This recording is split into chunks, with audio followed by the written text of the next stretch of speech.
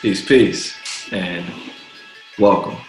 This is really fun to do. I am here with one of uh, the young men I grew up around. We went to high school together for a minute, and it's been dope to, kind of catch glimpses of his journey in education, the work he's doing in Philadelphia. I'm looking forward to getting into, as well as all of his thoughts and perspective on what it's been like to shift to um, virtual learning, the current situation we have going on after the murder of George Floyd, and the way that he sees himself in this work as a representation of a black man that is self-actualized and has reached a level of consciousness that I think we should, take heed to and learn more from. So, Mr. Hakim Rhodes, what's going on, my good brother? My man, the introduction is golden, brother. Let me tell you that first. Blessed, man. Blessed in every, shape, form, and fashion, man. Thankful to be here, bro. This is dope. I'm glad that you're doing this, man, and the way that you're utilizing your platform. It's an honor to be here, brother. Yeah. This is gonna be fun because all right, so Hakim, when we were growing up, Hakim was like the guy all the girls liked. Yeah, right. Hakim was like, had this like brilliant smile. Everybody was cool with him. And then I was just like, why I can't be cool like Hakim? And, what? We went to this high school called Thurgood Marshall, and he was connected to an organization called 100% College Prep. Yes, sir. HBCU, but where did you end up finishing high school? Did you finish? You didn't finish at Thurgood, right? No, I didn't, man. I didn't. I finished in Lincoln, Abraham Lincoln. Okay, cool. Yeah. Let's get into a little bit about just like how you grew up. Man, I knew we were going on this trip, man. It's been so long. Man. So, I mean, growing up for me, man, I don't reflect on it too much, man, because it tends to take me back to a lot of those traumatizing experiences that kind of, I would say I use as motivation today to be able to do what I do now and working with kids and always vested in the community and all of those great things. But growing up was tough, man. I mean, me and you both know going to school in the Baby Hunters Point, man, was tough at that point in time, brother. Trying to just kind of survive that gang violence going on. In a lot of instances, man, you got young brothers killing each other, just for the simple fact that we're too prideful to be able to communicate. We couldn't break those barriers at that young age, man. And it resulted in a lot of my good friends not being able to tell their stories, or be there as fathers for their children. But for me, man, I always seen so many negative examples. It just kind of propelled me to just saying, man, I don't want that life for myself. It was kind of that ability to be able to see, man, I could see that could be me easily. I make that one wrong decision or associate myself or widen my circles too much when I'm not focusing on the quality of the individual. I could potentially leave myself on that same trajectory, which is going nowhere. And being able to see those examples, man, just made me hungry. And so I was lucky enough to be able to meet some fortunate people along my journey, man. I went to Martin Luther King Middle School, right off of San Bruno. I still got my California, man. I've been going to Philly for a long time. But I still got that, man. I went to King, and in King was interesting, man, because you had every hood that converged on that one school. So for me, man, it was that training ground to be able to, as some would say, come out of my square box, because I went to Lakeshore. So I was, I was kind of, I was the school president, 5th grade. I was good with everybody, the athlete, just kind of played it cool in my lane. I come over to Martin Luther King, man. I start hanging out in the towers because I play baseball, but that was my training ground to really get to see the different perspective of people coming from the streets, man, and coming from them traumatized backgrounds, and how everybody has the same intentions for wanting to do great things, but it's barriers that they couldn't even control because they inherited it. You know what I'm saying? And so getting that lesson for me, man, it just really made me see the full spectrum and just said, look, I can make it out of this. I really could. And so, man, I was fortunate enough to become a part of that the algebra project out of Martin Luther King under Miss Carell. which was an awesome opportunity to be able to get over my fear, my anxiety of math. Because in my household, man, we came from fixed mindsets. If my dad not good at math or my mom not good at math, so I'm supposed to be destined to not be good at math. So, I mean, that was the barrier for me, which, you know, was a little demeaning for a second, because I hid behind that fear of math and kind of expressed that fear in different ways by just not participating, wanting to not go to class, wanting to kind of hang with the cool kids. But when I met Miss Carell, man, she just said, look, you're not going to recess none this whole school year if you don't stay in here for a good week and be able to answer multiplication problems 1 through 12. It saved my life, man. Because for the first time I met that mentor that just motivated me, to just say, look, if I don't push myself, nobody else is going to do it. So stepped up, man, got over my anxiety, started being able to articulate in front of people, man, and just getting over the fear of traveling, because they sent me to Mississippi. They sent me to Atlanta. And from there, man, I made it out the Bay. You know, I made it out the Bay, man. I never looked back. At 18, I graduated, went to Charlotte, North Carolina, Johnson C. Smith University, majored in mass communications, was fortunate enough to meet my wife, got me here to Philly. And now, man, I just hit the ground running just with my passion, just in another city, man, another place. Yeah, I definitely want to get into your HBCU experience and your current work, because I think, I think the work you're doing, we're both in education. It'd be great to get into the dynamics of what's going on in Philadelphia around school right now. But I met your dad, and at an event in San Francisco. It was like a scholarship event for Black students. And he just hella smooth. So I was like, I just wanted to walk up to him. I was like, hey, brother, you a smooth looking brother. That's it, man. You OG, brother. Yeah. And then he came up to me. He was like, you know, my son Hakim. And I was like, oh, it makes sense that that's your kid, because he's smooth like you smooth. That's my man, man. That's my man. Yeah. So you talked about coming up and getting through a lot. Like, what was say a little bit about, are you the only child? Like, what was your? Now I'm the oldest. I'm the oldest of 3. So it's me and my 2 other siblings. Okay, cool. And you left from San Francisco, which, you know, I think like people don't realize, like, the city isn't very diverse, but a lot of our public schools, there are very few white kids in certain schools, right? Like MLK is one of those schools. Lakeshore is not. Lakeshore is no city. Thurgood was one of those schools. There's very few white kids. It's mostly white teachers, but it's all kids of color. And then you went from there to Lincoln, which has a higher white population. Now, I went to college in Massachusetts that was not diverse at all. And you went to an all Black college. What was, like, share a little bit about that experience for you. What was that like for you? Man, it was met your wife, so that sounds like that's positive. Yeah, of course, man. That's the biggest takeaway of all.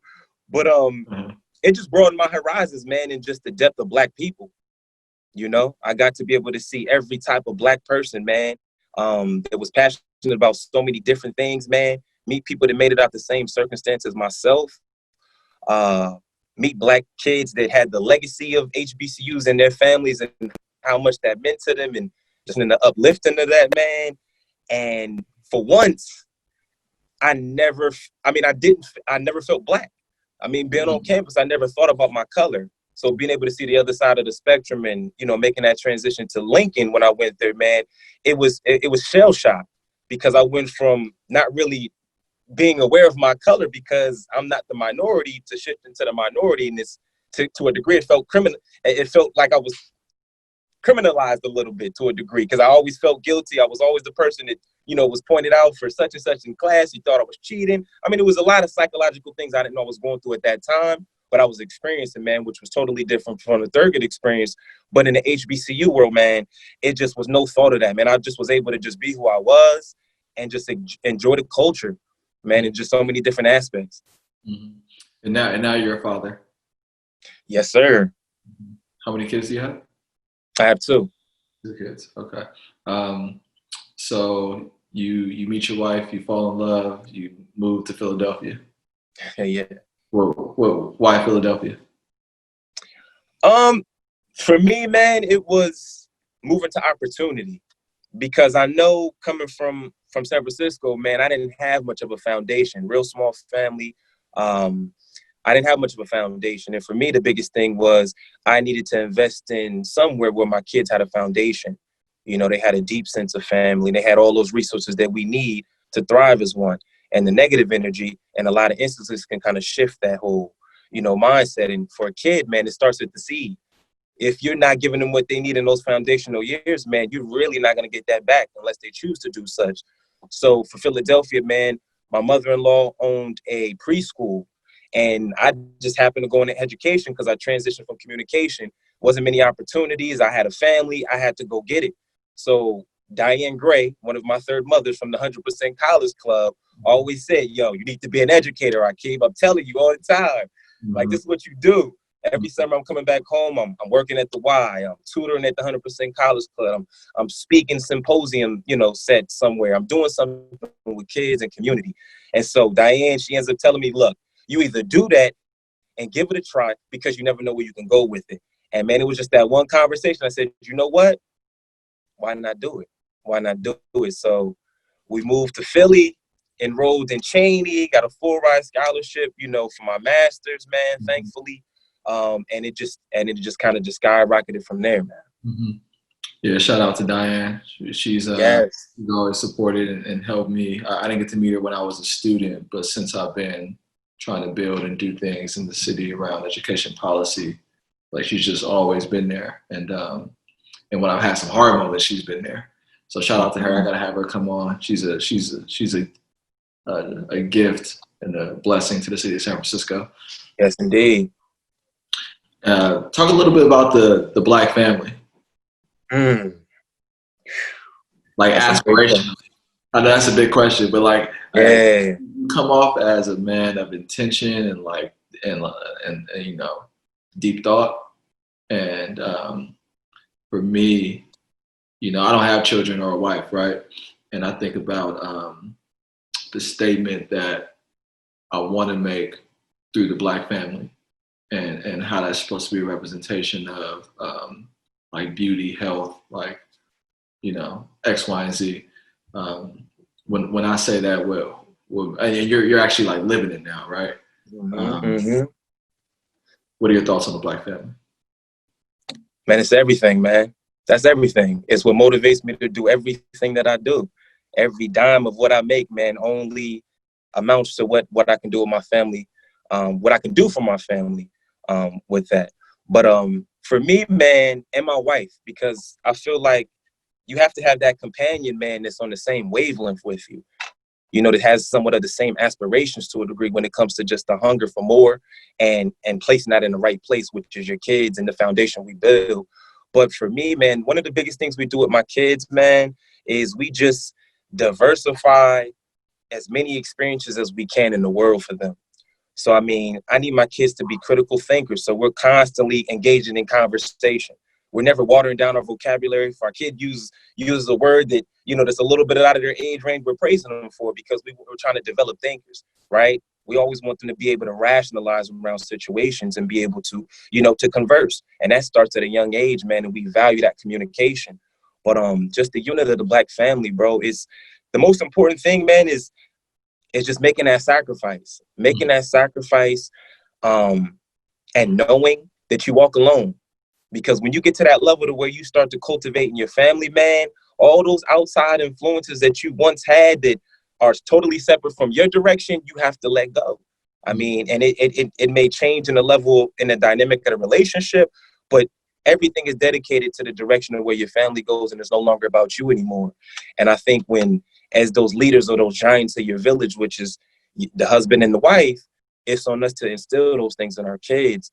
But in my particular journey, man, it's just been constant self-reflection to always make sure that I'm always exposing my kids to all of their passions. I find something that they're passionate about. I'm pouring everything that I can into that resource to make sure that they have it.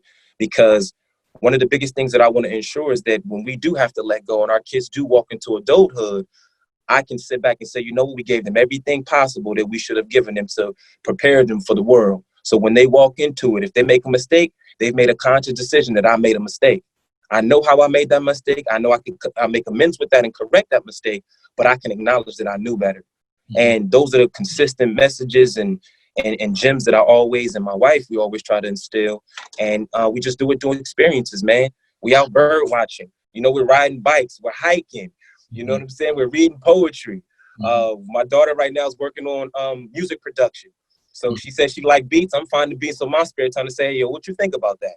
All right, cool. Make another one so we can try to make a song to it. We just pushing that creativity, and that just excites them about learning. It excites them about the whole unit of family.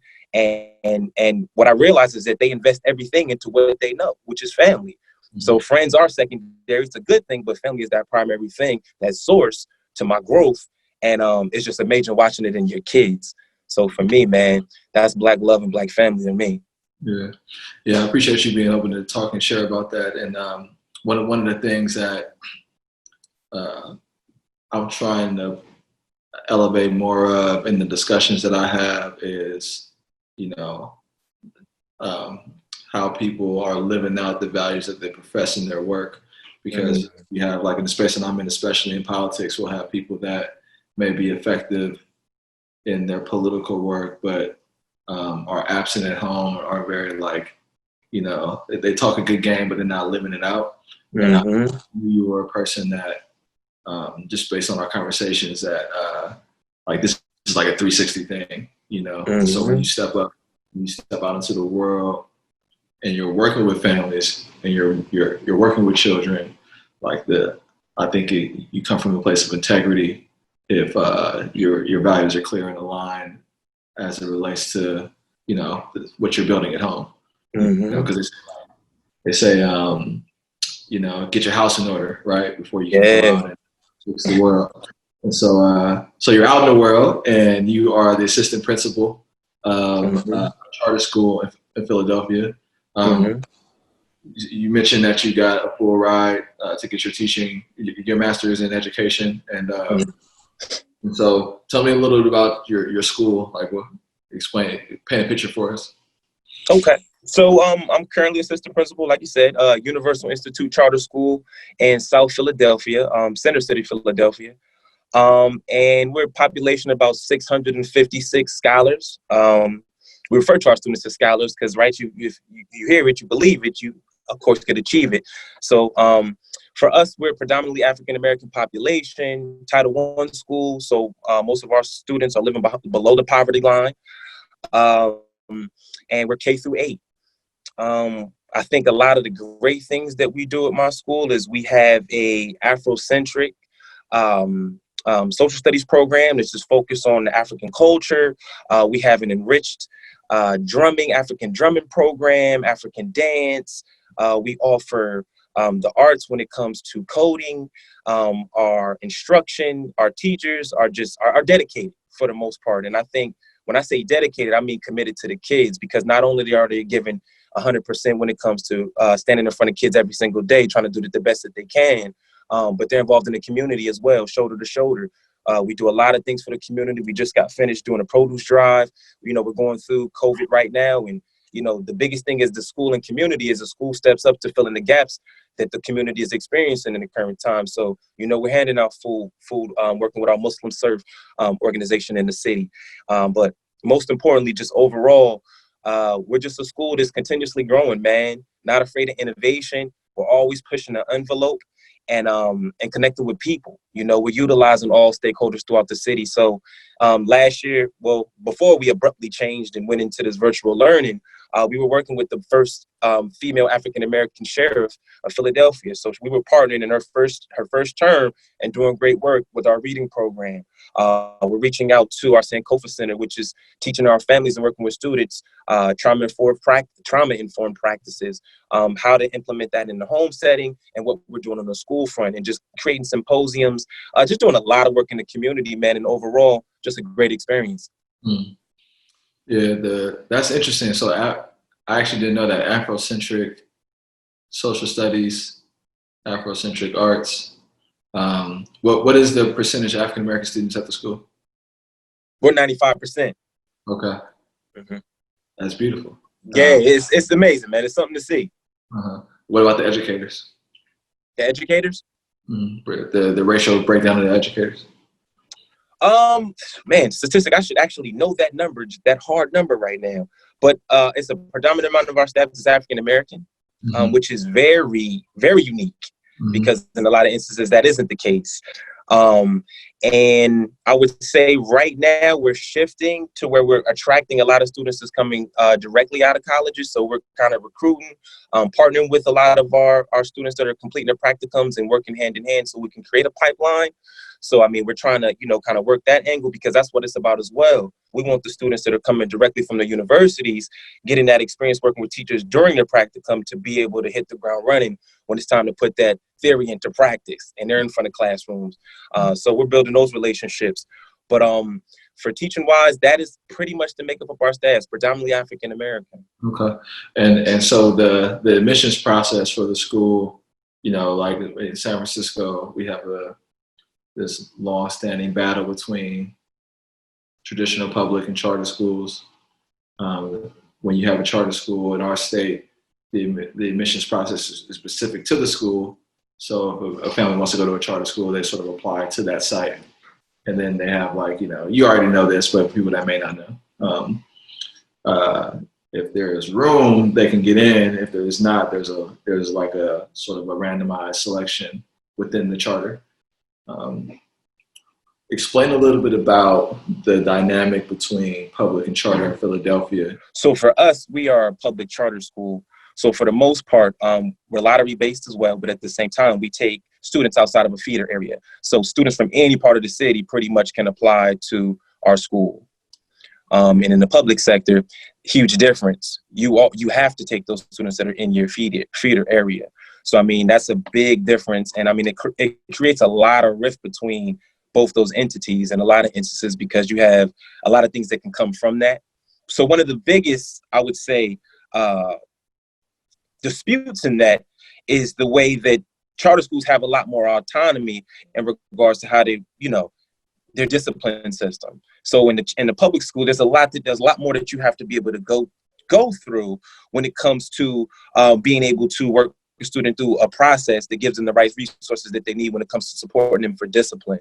In the charter school, we have a lot more autonomy to be able to do such. And so let's say, for instance, that kid may go through all of that disciplinary system and rise to the point to where they no longer can be a part of that company or expelled, they'll go to their public school. And the public school really doesn't have that much wiggle room in that because they have to take that student if they reside in their feeder area and provide the resources that's necessary. And where we come into a problem is when you're strained for resources, it's hard to be able to cast that net and give them everything that they need so they can be successful in that transition. Because in the end of the day, both entities have the same intention for everybody to succeed, but it's a wrestling for resources on being able to give that student in all these differentiated manners coming from different backgrounds, different, income brackets or what have you, giving them the necessary resources that they need. Because when that student doesn't get that, I mean, it affects your school community and it just creates that it's a constant battle between such. And we just have to really come to the table to discuss, how we can find something that's a little more equitable in regards to that. And some other things as well. With your role as assistant principal, what are some of like your primary responsibilities at the site, and what were some of your objectives this year before shelter in place started? That's an awesome question. All right, so it's a couple pieces to that one. So first, I'll start off with my particular role as assistant principal at the current charter school I'm serving. Correct? Mm-hmm. Yes. Okay. So at my current school right now, what I do in the assistant principal role is I oversee climate and I oversee culture. And those are two huge components when we start to talk about just school community in general, not thinking about public or charter, just across the board. So for me, my main objective has been in my tenure currently right now has been how do I create a sustainable disciplinary system that creates a different shifting mindset around discipline, especially with our Black children.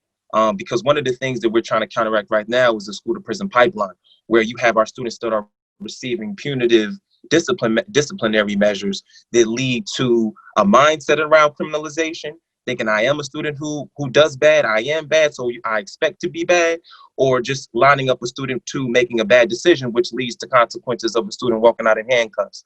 And to me, as an administrator, that's always been something hard to know that exists and have seen before. And so for me, developing a system that helps our students to rewire how we handle conflict, how we discuss conflict, and how we rebuild and repair relationships has been one of my biggest charges. And right now, currently at my school, we have a youth court, which is known as the Philadelphia Youth Court, which is started by the director Francine Daniels. So we're partnering together as someone who oversees climate and works together to create a youth court system to where students are holding their peers accountable in the court setting. So you have your student advocate, you have your jury, which comprises of their peers, and they have a judge. I mean, it's every component that you would ask for in the justice system, in the courtroom, holding a peer accountable. To see that in reality is powerful because the dialogue, and parents are present as well. We invite the students' community. So basically their community, their parents, they may have a basketball coach that is like a mentor. Every person that has an impact in that student life is present when they come to youth court. And the finalization of everything is the student is receives sanctions. But all of those sanctions are driven to them repairing whatever aspect that was taken from the school community. So be it community service, being writing an essay, conducting and leading a symposium amongst their peers. It is all in a restorative manner. And creating a culture and environment to where that thrives is where I see the measure of my work, because it reflects in the community and it develops that trust now to where parents are ready to work with us. And it's a different shift in a lens on how we are there to support that child. And you just see the development in the child over the years, because it's just like they own their accountability differently. They articulate how they own that differently. And their sense of civic duty in their community is just on another wavelength, man. And it's amazing. But that's just one of the pieces that I oversee. I also oversee our PBIS program, which is Positive Behavior Intervention Systems, where we incentivize a lot of the things that we do. But really, from my perspective, it's just another bridge builder to bring things that kids like that make learning fun. So you'll have your Stafford Scholar basketball game. You have your daddy-daughter ball. We had 114 fathers, that in some instances, sometimes it was hard to get in contact with. But when you put a ball together and we're getting dressed up to have fun, you have fathers coming out and we're having a good time. But intentionally behind the scenes, we're trying to take advantage of an opportunity to build a bridge, right? To gain another stakeholder that can help us to do what we need to do, which is the good work for your child. So, I mean, it's just so much power in being able to oversee something like that and create that creativity and really just let it grow. And like I said before, I oversee, I just explained both of them, climate and culture. And what was the second part of that question? I'm sorry. Yeah, just like it was about the changes that have happened since shelter in place. But like, I know you started your year. Most schools, they start their year with like these objectives. Like, oh, this year we're going to make sure this happens, right? So, how did your year start, and then what has it been like to transition to shelter in place? Oh, wow. Man, for everybody, just to put it simple, abruptly. I mean, no preparation. Is just life just changed drastically. And as a leader, you have to consistently be on your feet and be able to adapt to change. But I always say, is in my leadership style, is we're conditioned in good habits. So when we do have to go on autopilot, we automatically know how to react, right? It's a good habit. It's autopilot in regards to how we find a solution or take the time to find one. And so I think that's a spark that we've started amongst our administrative team, which has kind of just branched out into just our whole school community. And so having to prepare for that shift, we adjusted to the growing pains, trying to outline what are those core values, what are those things that we want to keep and maintain throughout this virtual aspect of learning, those non-negotiables. And eventually we work towards gaining the consensus enough to move forward to create the structures of our virtual program. But in my particular role, my current goal at that time was consistently decreasing our suspension rate. And like I said before, creating those structures to where our restorative practices continually thrives in the school and in the community. And so for us, my first year coming in, we were suspending 160 kids a year. In that first year, my completion of the first year, we were suspending 90 kids a year. After that, we come into my third, we're down at 61. And currently we wanted to cut that number in half. So we were on a trajectory to do such, and we were at about 40 suspensions in November. So we were definitely looking pretty good. Even if we were not going to hit that goal, we're somewhere near there.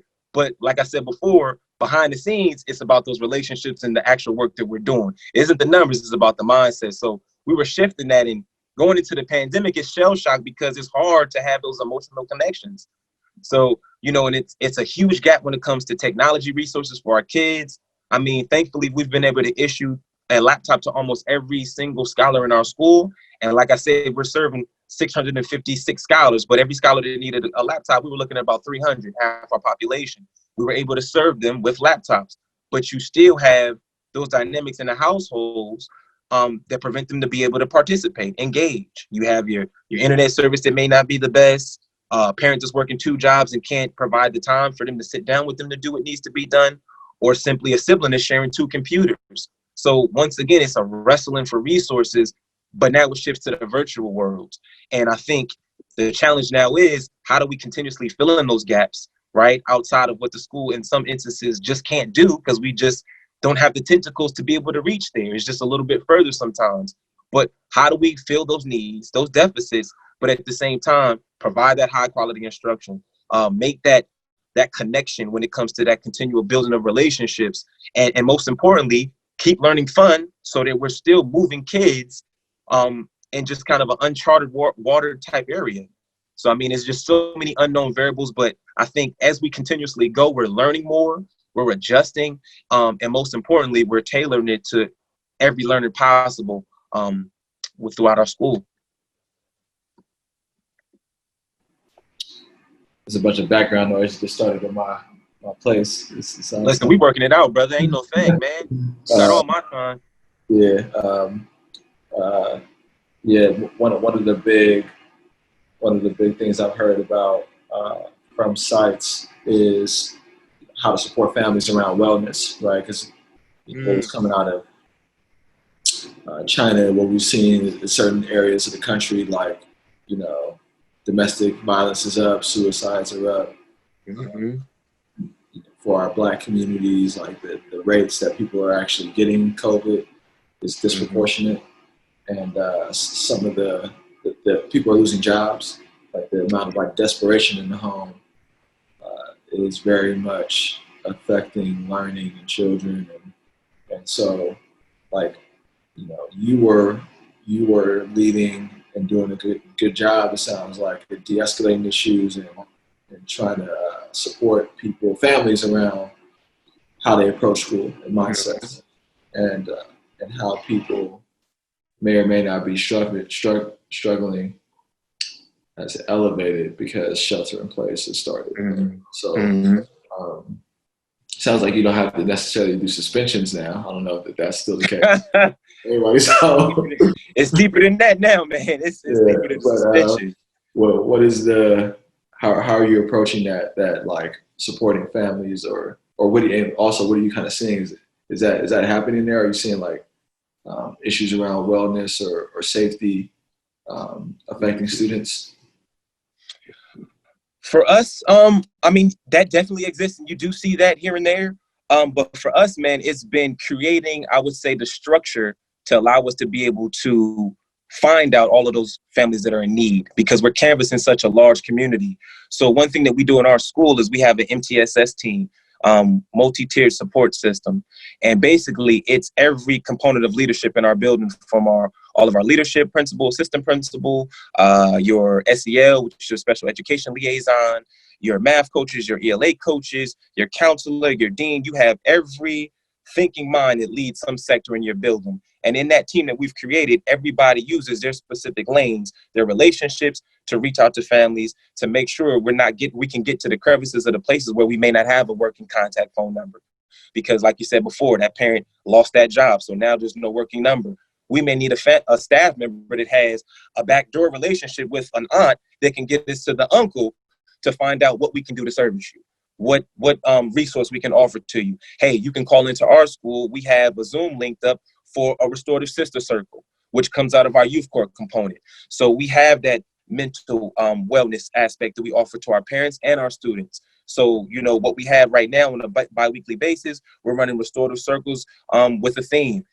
Our first theme, starting off when we first came into the pandemic, was I am not okay. So it was pretty much opening up and just saying, hey, look, I am going through something. Not bottle that up, let that out, talk about it, discuss it, share those feelings, and repair them. And just what I've seen is creating that mechanism for people to be able to articulate how they're feeling, to be able to express that, to see that others are going through the same thing and being able to use that energy to motivate each other. It's worked wonders for us because parents appreciate it, families appreciate it, and most importantly, our students appreciate it because they can feel that family aspect.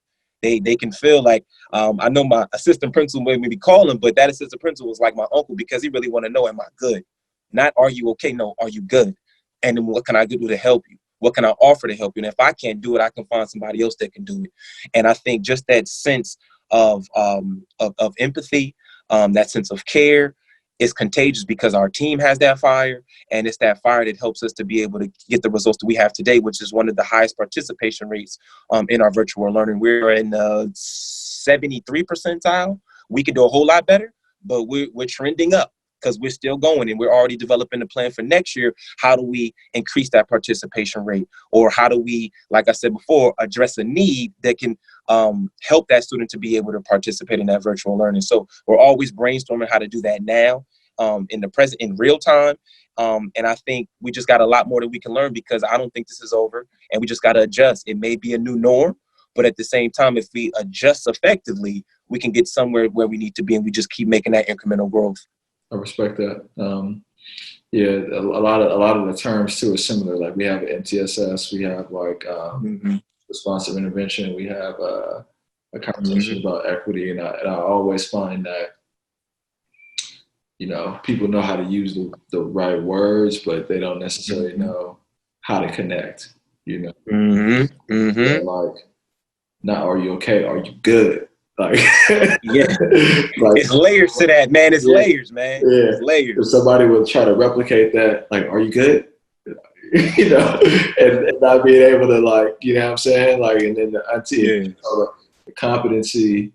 I really want to visit your school at some point at some point in the future.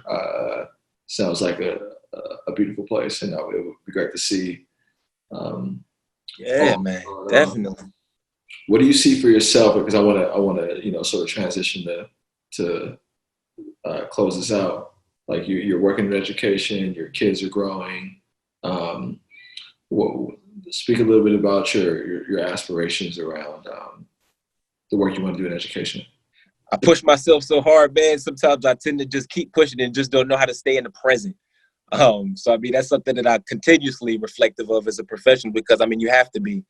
If you're not reflecting on where you're going, there's no way to draw up a plan to get there. But for me, man, just in the present future, man, is just I'm working to, of course, lead my own school, and just really instill those core values that I've been able to learn along the way, those gems that I've learned from my mentors, the innovative things that I really want to do for my community, which I've continuously worked out throughout my tenure in education. I've always been in the Black community, trying to give back and do the best I can to help somebody avoid what I had to go through. So just leading my own school, man. I too myself am aspiring to start up a podcast. I'm in the beginning phases of it. Shout out to the Urban Education Cipher. You should see that sometime in the fall.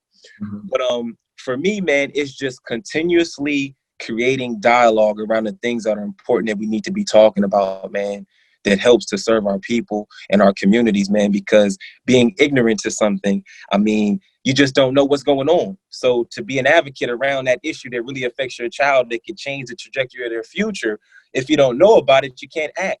So to me, man, it's in any capacity that I serve in, man, creating dialogue around those things that we need to be talking about, creating action items to them, man, getting out there with our feet on the ground, man, and doing every job possible to make sure that the job gets done, man. And for me, man, I'm just learning and just trying to, wherever the spirit leads me, man, but just always for my people, for my community, man, and for this next generation, because we're not here forever, brother. We invested a little bit, poured it in there, and just hoping that our legacy stands firm, man. You're right. Do you remember Alex Osborne? Yes, I do. Yeah. I'm wearing this. He's my personal trainer. I'm wearing this. We do a lot of the virtual. He trained me earlier today. And, okay. Shout out to Alex Osborne. Shout out to Diane. Yes, Shout out to the what's the name of the podcast again? Repeat the name. The Urban Education Cipher. The Urban Education Cipher. Shout out to Urban the Education Cipher. Cipher. I bring up Alex because before we started the podcast, you said that you were vegan, and which is related to health and working out. Yes, sir. Just say a little bit about that, like what led you to do that, and the benefits that you've experienced. Man, I was fortunate, man. I'll be very honest. Let's go there first. Okay. My wife is a bomb cook, brother. She's a vegan chef. Oh, well, there you go. Yeah, she's a professional cigarette vegan chef. Okay. And when I say taking a vegetable and whatever sauce, and she can work magic. And I think that was definitely a bonus to the transition. But when we get to the principles of it, man, was just trying to elevate, man. Just trying to elevate, man, and always just a seeker of truth and making a connection to everything that's around me, man. The planet being one as well. You know, I'm a big sustainability buff, man. You know, I'm active in my community on trying to measure the pH levels in the creek and find out what's going on, man. And, you know, that's just us, man. My kids have been conditioned to love it too. So, you know, for us, man, it's about not harming the animal, man. And because they exist and have spirits just like us. But on the health tip of it, man, is just investing in my health for longevity as well. You know, understanding what happens to our food and making a conscious decision to say, I just want to do something different. And different for me feels good. I'm 35, man. I feel great. You know, I'm very active, man. And I see a lot of people my age that look 15 years sometimes, man. And it's just like, I know you're not taking care of yourself. I mean, you could be stressed out going through a lot, man, but our eating habits and the way that we exercise and the way that we take care of our minds, man, has an effect on the way that we age. And it's just trying to be grounded, you know, physically, mentally, and spiritually. And veganism has that connection for me and my family. And never looking back, man. I love it. I love it, bro. That's what's up. Hakim Rhodes, assistant principal, Universal Family Schools, South Philadelphia, Bay Area roots, Frisco kid, MLK. All day. The Education Cipher. The Urban Education Cipher. Education Cipher. The Urban Education Cipher. Coming to you soon. How can people get a hold of you? So you can contact me at urban.education.cipher, CIPHER, @gmail.com. You can send anything, but let me tell you this, when that wave is coming, we're going to talk about some courageous conversations. And for me, I'm always entertaining the courageous conversation for our people and to make sure we're pushing us forward and doing the best for our kids. And you can check me there. Get with me. Thank you, Mr. Rhodes. This was dope. I appreciate it. Thank you, good brother. Always a good time. Yeah.